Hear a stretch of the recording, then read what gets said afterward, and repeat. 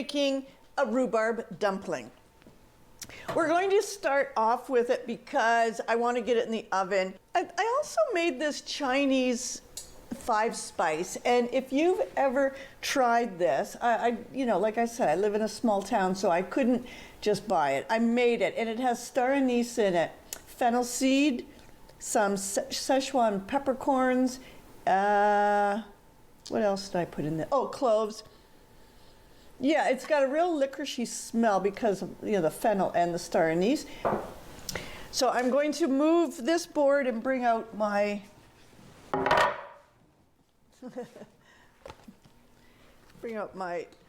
pastry cloth. Now, I made the pastry before I got here. Tom has a recipe for us and we can put it up. First, we're going to make a sauce, because here's how this is going to work. You can see there the top part of that recipe says sauce. I'm going to make this thickened sweet sauce, and then that's going to go on top of the dumplings after they're made. So let's start off with that. So first of all, I have to have 1.5 cups of sugar. I could have used honey, but I was afraid of it getting a little too liquidy. So we're using honey tonight, but only in the pork dish. So I'm going to put 1.5 cups of sugar.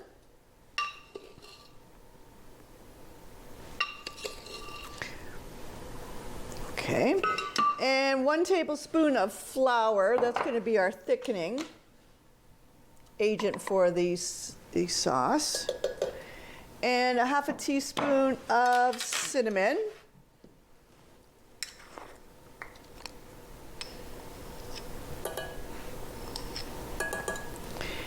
A 1/4 teaspoon of salt.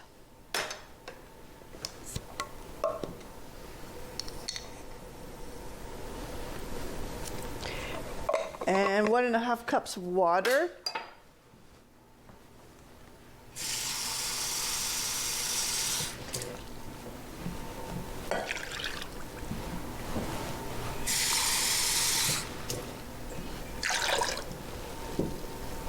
And about 1/3 cup of butter. I'm going to get that on and get that mixed up before I put the butter in. I'm going to put in 1/3 cup of butter. And then I use that does it, and there you go. 1/3 cup of butter. All right, I can set that to thicken and to cook up, because that is going on top of our dumplings.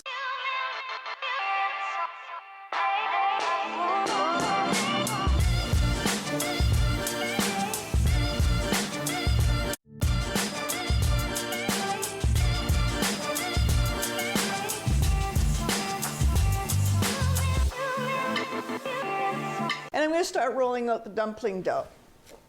Now, when I say dumpling dough, there's no yeast in this. This is like a soda bread, like a biscuit. That's exactly what it is. So if you want to put the recipe up again, we'll go through it. It has 2 cups of all-purpose flour, 2 tablespoons of sugar, 2 teaspoons baking powder. There's the soda bread type of thing. It has a 1/4 teaspoon salt, 2.5 tablespoons cold butter. Did I put that in there? And 3/4 cup milk. So you make the crumbly dough and then you add the milk, and that's what makes it go into a solid ball.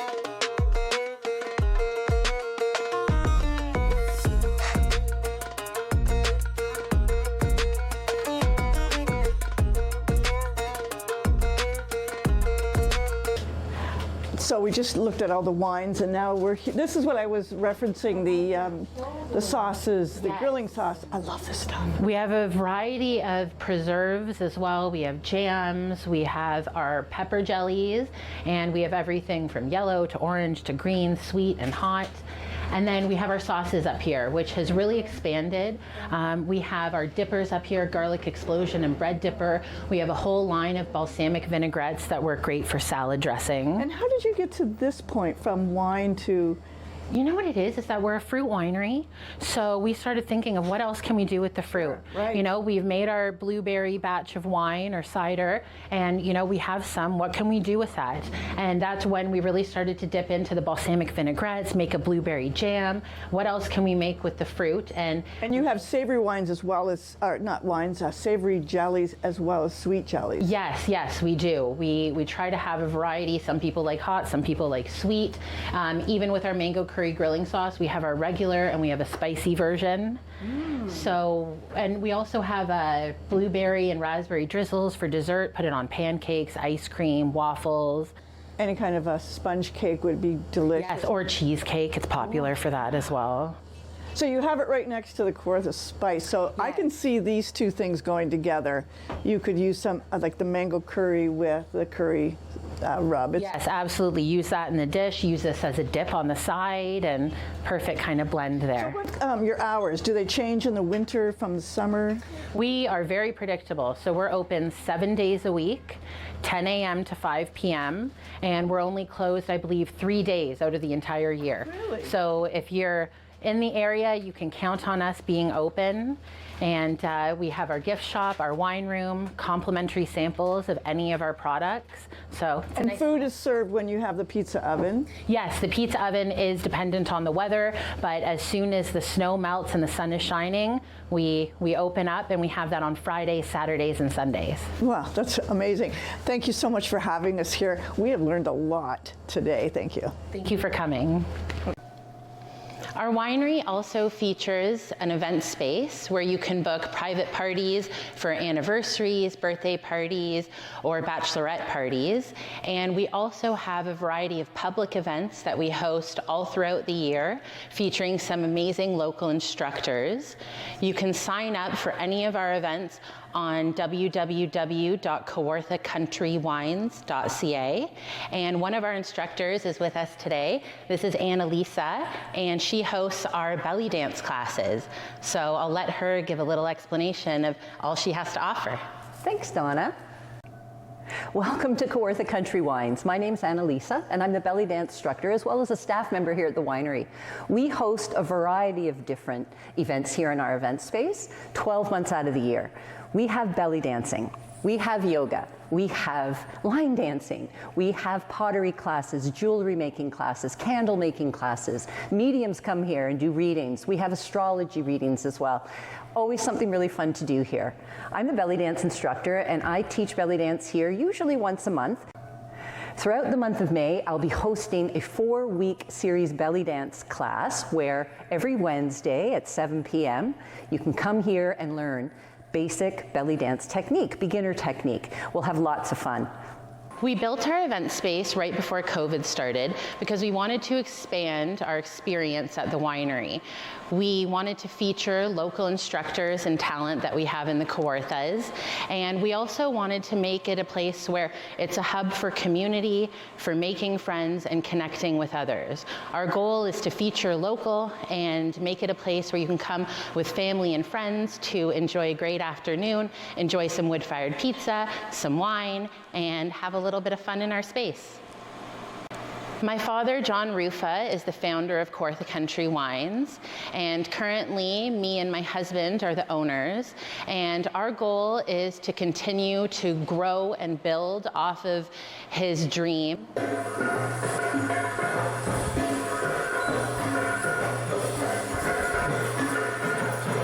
Yeah, 1, 7, 8.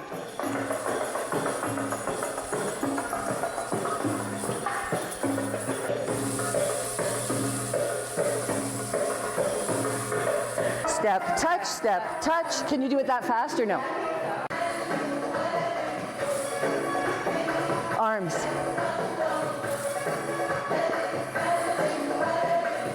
Okay, cool. Let's do it again. So I have taken Annalisa's belly dancing classes, and I, for one, highly recommend. Any movement is always good movement, and this is always such a fun class. Thank you for joining us today in our event space. We appreciate the overwhelming support we've received since opening up our events, and we hope that you can join us at a future event in 2025.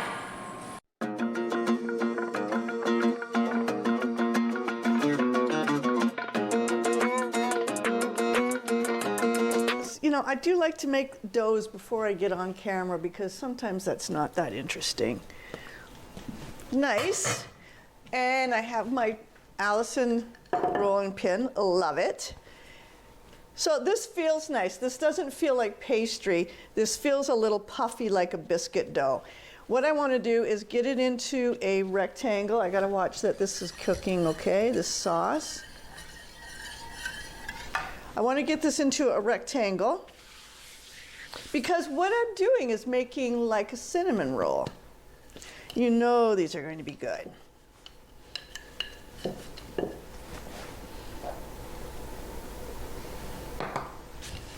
All right, so I'm trying to make a long rectangle. I don't want them too thick. When I was making this, I didn't think it was going to be enough, but it seems to be. So just use the rolling pin to get an idea of the size of it. All right, that looks nice. All right, we're going to put 2 tablespoons of butter, softened butter. My kitchen's a little cool, so I don't know if this is warm enough.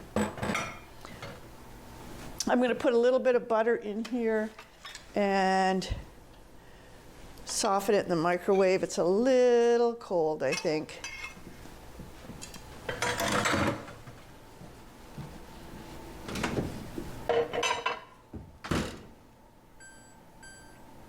Ah, my fingers are all yucky. All right, so I have this rhubarb. Now this rhubarb was frozen, it wasn't fresh, so it has generated a little bit of wetness, and I think I am going to strain some of that off because I think it'll just saturate the dough. So you can see if this was fresh rhubarb, but I mean, you can use frozen.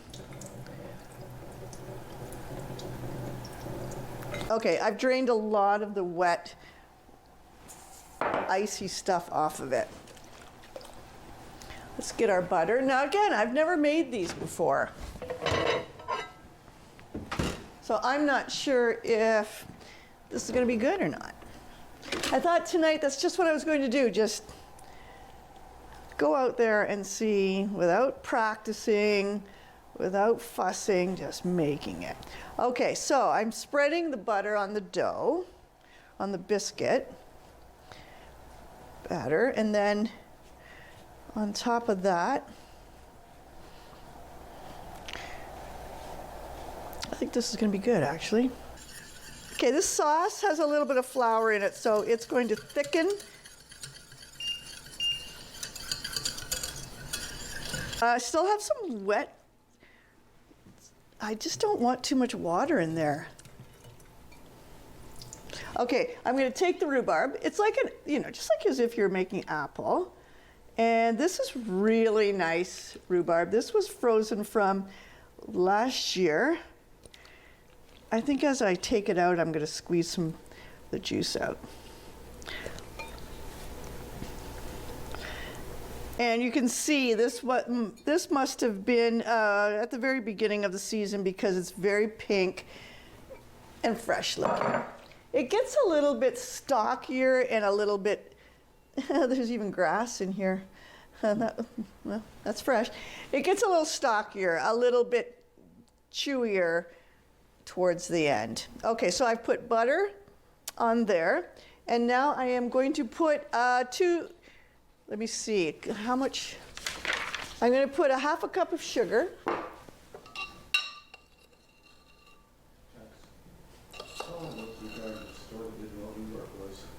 Oh yeah, I wondered if the stores were starting to carry it because the plant that I've got in my backyard, I think I've told you this before, it is my neighbor's plant, but she doesn't seem to know what it is or care about it. So I've been using it for years, but one of these days she's going to say, will you stop stealing my rhubarb? I think I have told you this before. I've asked her, do you want the rhubarb? And she doesn't even know what I'm talking about. She doesn't know what it is, doesn't care what it is. So I've been using it. But I went into the store and I asked a young produce clerk, do you have any rhubarb? And he said, rhubarb, what is that? We're going to put a little cinnamon in here. And I'm just going to sprinkle it lightly. This was a Gen Z, I would say. And I don't know, he just looked at me like I was asking for something really bizarre. And I wondered, is that just an old person's? I mean, it's so delicious. All right, I'm rolling these up like a cinnamon roll. I don't yell, okay? All right, you see my nice little, if Tom can focus long enough.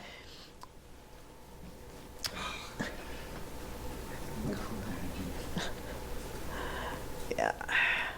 All right, I am going to start putting them into this 9 by 13 dish. Whoops, I'm shutting that right off. Where's my knife? So I've greased the dish, and now I'm going to lay these in. I'm going to lay those in like cinnamon rolls. I'm cutting the very ends off because they're not pretty. And also I noticed all the juice has collected there. So let's start making it. Let's see. 1, 2, 3, 4, 5, 6, 7, 8, 10. Okay, I thought I'd get more, but now if you've seen other people do this, you can use a string as well. So here's what I have. So we're going to lay that into the, you got to do this pretty gentle because I've noticed there's quite a bit of juice coming out from the rhubarb.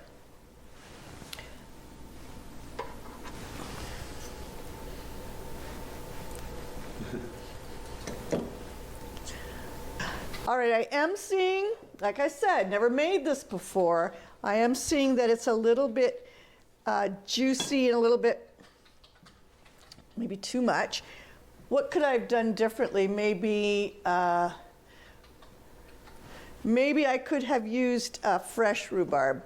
The frozen seems to bring out a lot of juice. I'm going to reshape those how I have that in that pan. I think these are going to be yummy. Okay, yeah. Okay, so in the stream for Rogers, we discovered that I say delicious a ridiculous amount of times. So we have to come up with, different ways of saying delicious. It's hard, man. Like, everything's just delicious. All right, I could have done 3, 6, 9 would have fit really nice in this pan. And these aren't going to grow like a cinnamon roll because I can't, because there's too much juice here. These are not going to grow like a cinnamon roll because there's no yeast. This is a biscuit dough. I'm going to clean this up, and I'm going to put our sauce on it.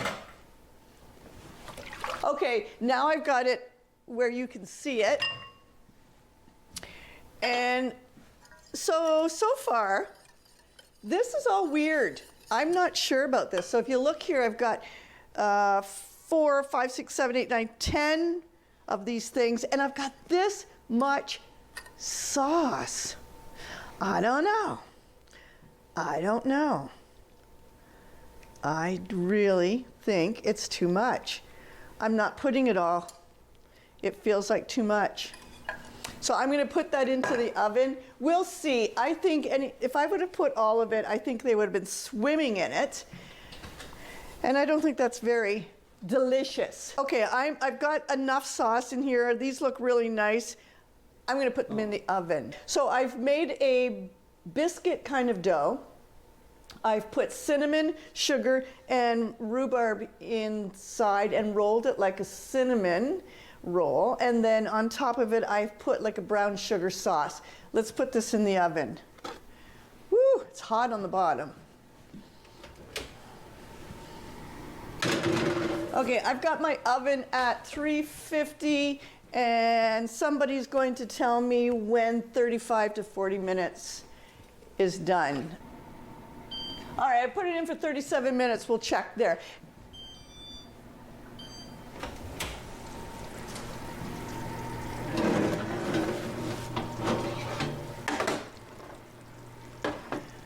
All right, I think it was a good call to only use half that sauce.